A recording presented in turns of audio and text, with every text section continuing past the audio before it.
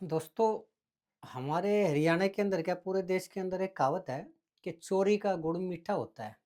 हो सकता है दोस्तों चोरी का गुड़ मीठा होता है, लेकिन जब जो चोरी की चीज़ होती है ना, जो चोरी का गुड़ होता है, उसको आदमी जल्दी-जल्दी खाता है और ज़्यादा खाता है।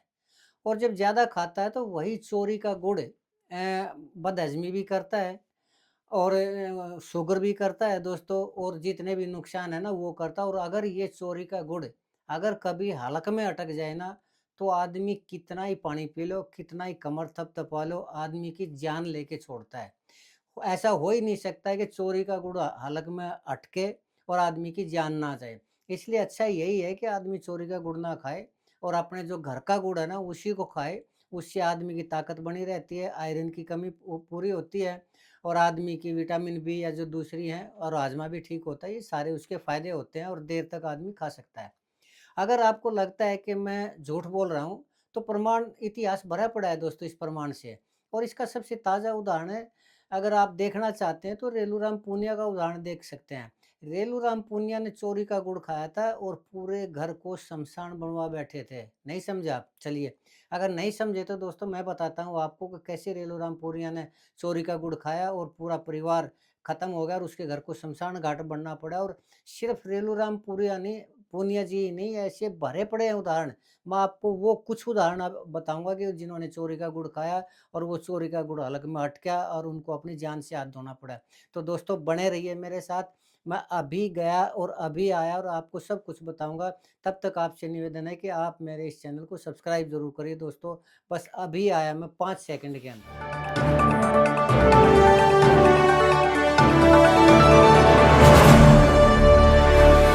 दोस्तों नमस्कार। दोस्तों मैं सतवीर सिंह अपने यूट्यूब के भारत लिंक ग्लोबल चैनल पर लंदन से आपका स्वागत करता हूँ। दोस्तों ये इंसानी फितरत है कि वो कभी भी एक पत्नी से काम नहीं चलाता और वो ये सोचता रहता है कि चलिए पत्नी तो घर की है, कोई दिक्कत नहीं है, अगर कोई और उलझ जाए तो वो ज़्यादा अच्छी बात है। और ये अमूमन आम आदमी की सोच होती है। जो समझदार आदमी होते हैं वो इस चीज़ से दूर रहते हैं। क्यों? क्योंकि इतने ज़्यादा उदाहरण हैं कि जिन्होंने पत्नी के अलावा एक्स्ट्रा मैरिटल अफेयर किए और उनको नुकसान उठाना पड़ा। तो इंसान को दोस्तों इस मामले में बहुत सावधानी से रहना चाहिए। लेकिन क्या है कि इंसानी फितरत ही ऐसी है कि अगर उसका थोड़ा-सा भी अच्छा काम चल जाता है और अगर उसके पास पैसा है, साधन है, संसाधन है, सभी कुछ है, पावर है, तो वो अक्सर अपनी मिसेज़ के होते हुए भी दूसरी मैरिज कर लेता है।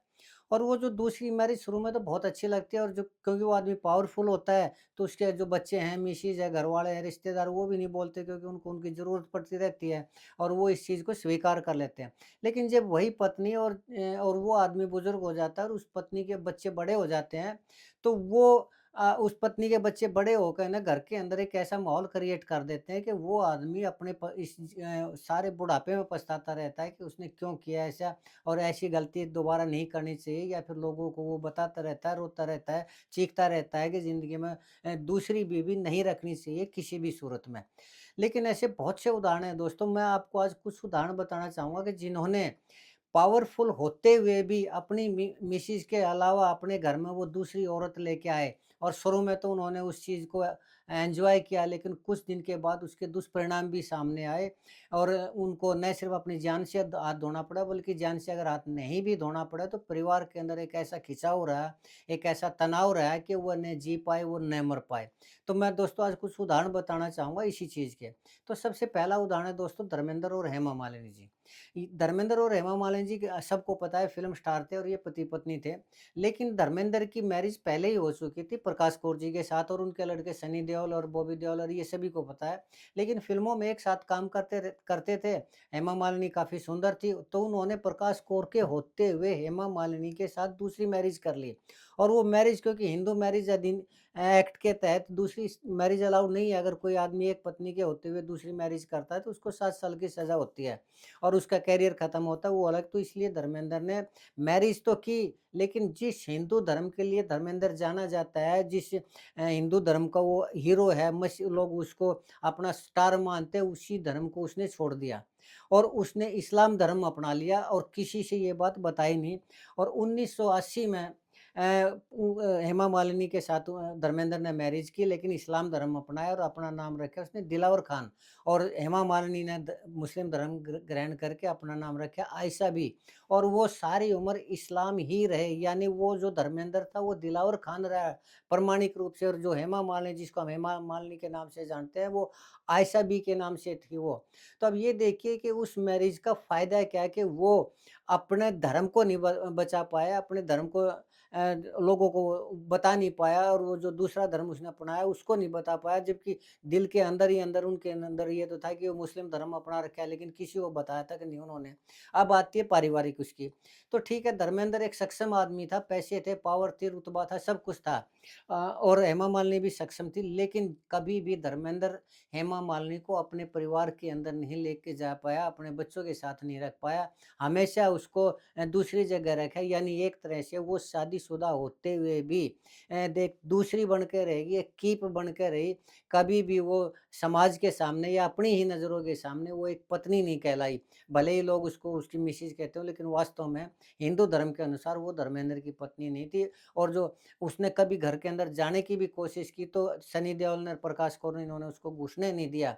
और वो धर्मेंद्र को भी अपने पास नहीं रख पाई, क्यों? क्योंकि धर्मेंद्र अपने परिवार को बचाए, या हेमा मालिनी को मैरिज तो उसने कर ली, लेकिन वो हेमा मालिनी के पास रहता तो उसका वो परिवार टूट जाता, सनी देओल और बॉबी देओल और उस प्रकाश कौर थी, वो घर बिगड़ जाता। और इसलिए कभी भी वो हेमा मालिनी के साथ नहीं रह पाया, और दोनों अकेले रहे। हेमा मालिनी ने अकेले, हालाँकि वो सक्षम थी तो वो अपनी ज़िंदगी काट गई, अगर वो सक्षम नहीं होती तो ये देखते आप कि क्या हाल होता है हेमा मालिनी का। चलिए कोई बात नहीं दोस्तों। आज भी जब धर्मेंद्र की का देहांत हुआ है, तब भी वो खुल के उसके घर में नहीं जा पाई, खुल के अपने आँसू नहीं बहा पाई, खुल के वो धर्मेंद्र को देख नहीं पाई। तो ये था चोरी के गुड़ का, यानी दूसरी मिसेज़ का परिणाम। चलिए एक उदाहरण और देता हूँ। एक एनडी तिवारी हुआ करते दोस्तों, कांग्रेस के नेता। वो 4 बार तो उत्तर प्रदेश के मुख्यमंत्री रहे। और जब उत्तराखंड बना उत्तर प्रदेश में, तो सबसे पहले जो मुख्यमंत्री थे 2002 से लेकर 2007 तक, वो एनडी तिवारी ही मुख्यमंत्री थे। उत्तराखंड के पहले मुख्यमंत्री थे और बहुत बड़े नेता थे। तो उस एनडी तिवारी की जो मुलाकात थी 1968 में एक उज्ज्वला शर्मा नाम की लड़की से हुई। और वो उज्ज्वला शर्मा हरियाणा और पंजाब के जो संयुक्त पंजाब हुआ करता, उसके एक बहुत कद्दावर नेता हुआ करते, शेर सिंह, जो कि प्रताप सिंह कैरो के मंत्रिमंडल में मंत्री हुआ करते, और बहुत बड़े ताकतवर मंत्री हुआ करते, रुतबा था, उनकी लड़की थी। तो उनके साथ उसने 1977 में मैरिज कर ली, 75 या 77 में उसके साथ मैरिज कर ली। लेकिन उसको वो कभी भी डिक्लेयर नहीं पाए, कभी भी डिक्लेयर नहीं कर पाए, और उसका एक रोहित शेखर नाम का लड़का भी हुआ। लेकिन जब सारी उम्र बीत गई और रोहित शेखर जब बड़ा हुआ, तो उज्ज्वला शर्मा ने उसके घर जाने की कोशिश की, तो एनडी तिवारी ने की इतनी हिम्मत ही नहीं थी कि उसके अपने घर में रखे। तो मजबूर होकर उज्ज्वला शर्मा ने कोर्ट की शरण लेनी पड़ी, और जो रोहित शेखर था, एनडी तिवारी ने मजबूर होकर उस रोहित शेखर को भी ये कह दिया था कि ये मेरा बेटा नहीं है, और उसको अपना बेटा साबित करने के लिए उज्ज्वला शर्मा ने कोर्ट की शरण ली। और उसके डीएनए की जब मांग की, तो उसने मना, एनडी तिवारी ने मना कर दिया, और इस हद तक मना कर दिया कि पुलिस भी, क्योंकि पूर्व मुख्यमंत्री था, कद्दावर नेता था, पुलिस भी बेबस हो चुकी थी। तो लास्ट में जब हाई कोर्ट ने ये कहा कि 4 पुलिस वाले इसको जबरदस्ती गिराओ और डॉक्टर इसका खून ले, तब जाके वो डीएनए के लिए सैंपल देने के लिए तैयार हुआ था। उस डीएनए रिपोर्ट से ये क्लियर हुआ था कि ये रोहित शेखर और उज्ज्वला का जो लड़का है, ये एनडी तिवारी का है। और जैसे ही ये डिक्लेयर हुआ, उज्ज्वला शर्मा आधी प्रॉपर्टी 1 सेकंड में लेगी उससे। और जब वो आधी प्रॉपर्टी गई, तो एनडी तिवारी का जो परिवार था, उसके बच्चे थे, उन्होंने भी उसके साथ जो व्यवहार किया, उसको भी घर से बाहर निकाल दिया।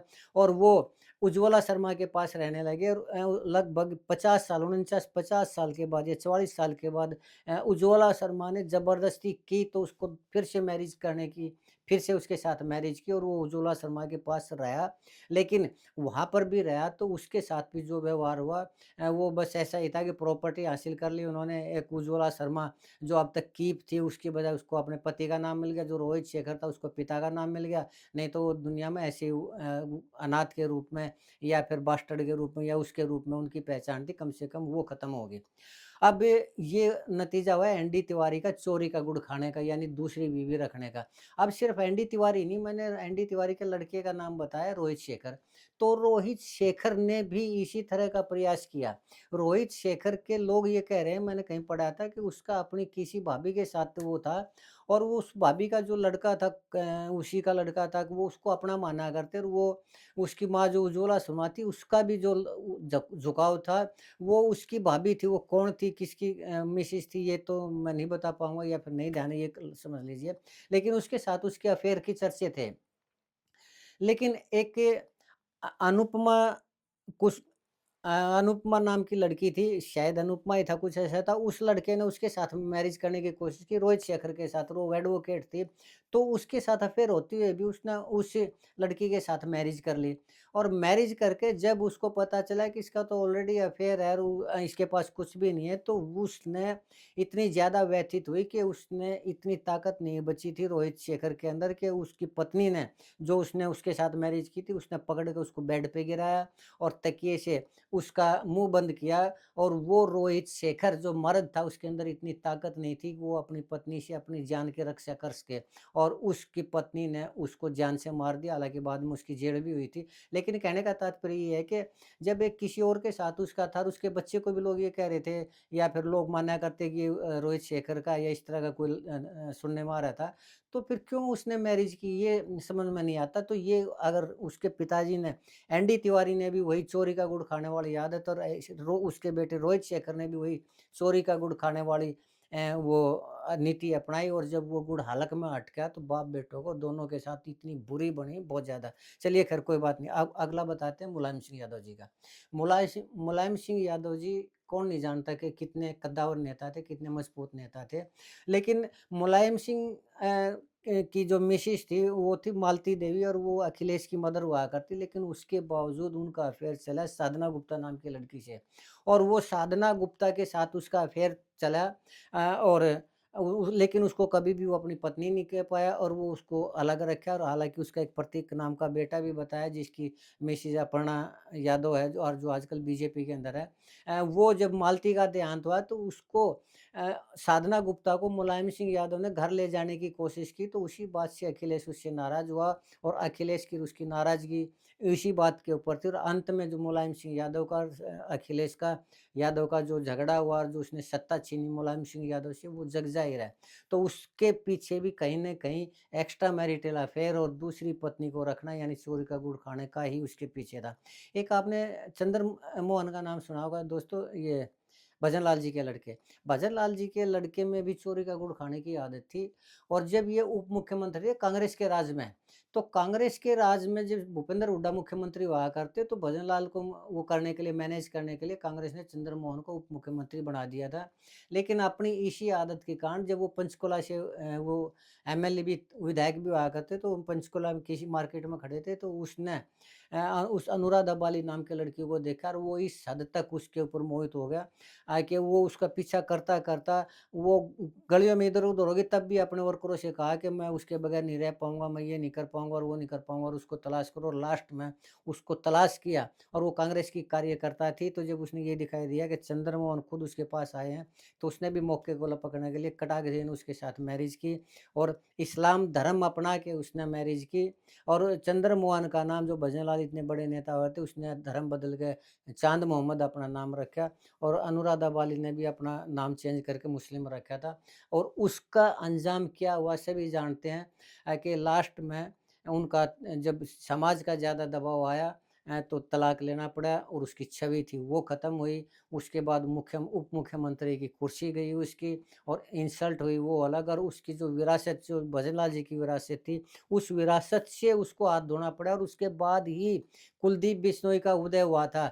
और नहीं तो चंद्रमोहन इतने ज़्यादा पावरफुल हुआ करते कि लोग उनको सीएम के नाम से पुकारा करते। सीएम मतलब चंद्रमोहन नहीं, सीएम मतलब चीफ मिनिस्टर। भजनलाल के टाइम में इतना ज़्यादा ताकतवर चंद्रमोहन जी हुआ करते।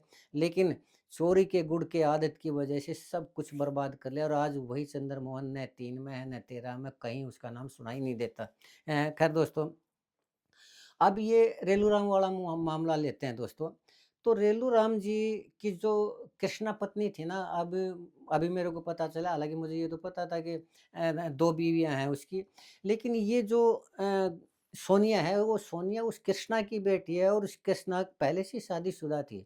और वो उसका पति आज भी ज़िंदा है। जब मैंने ये यूट्यूब पर वीडियो बनाई तो लोगों ने मेरे को कमेंट करके बताया कि यस ज़िंदा है और मातनहेल के अंदर रहने लग रहा है उसका पिताजी। तो जब वो ये दिखाई दिया कि रेलूराम पूनिया पैसे वाला आदमी है, पावरफुल आदमी है, तो उसके पास चली गई और उसने भी उसको वो चोरी के गुड़ वाली बात है, उसके साथ मैरिज की या नहीं की, लेकिन हिंदू धर्म उसने नहीं छोड़ा, तो वो हिंदू मैरिज एक्ट के अनुसार मैरिज कर नहीं सकता था, तो उसने उसको अपने घर वैसे ही रखा है।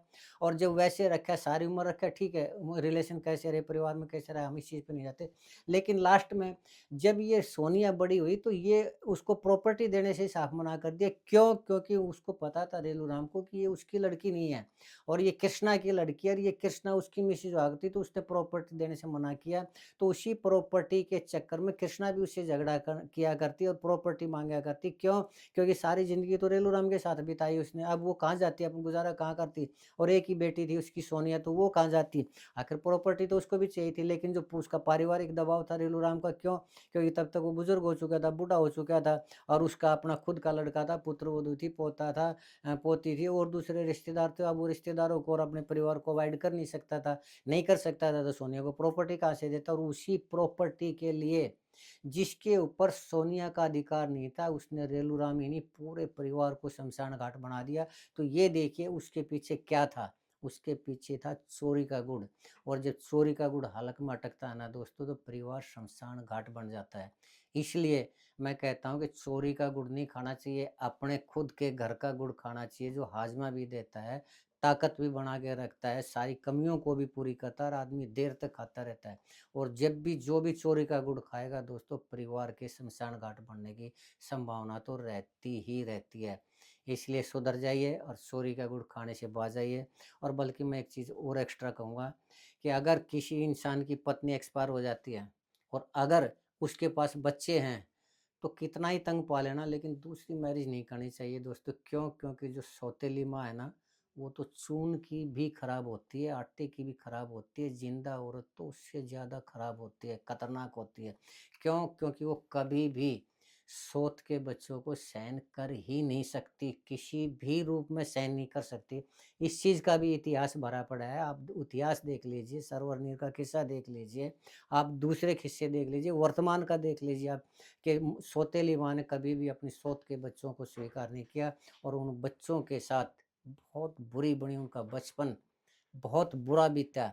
अगर प्रमाण देना चाहूँ मैं, तो उसका सबसे बड़ा खुद उदाहरण तो मैं हूँ। मैं जानता हूँ कि कैसे मेरे साथ क्या हुआ बचपन में और किस तरह से बचपन बीता और सौतेली माँ के क्या-क्या वो हुआ। और शायद मैं हरियाणा का पहला आदमी, ऐसा आदमी हुआ जो अपने ही पिता की बारात में गया। ख़ैर दोस्तों, चलिए, किस्से बहुत हैं, लेकिन कुल मिला के कहने का तात्पर्य ये है कि इंसान को अपने दीन ईमान पे रहना चाहिए।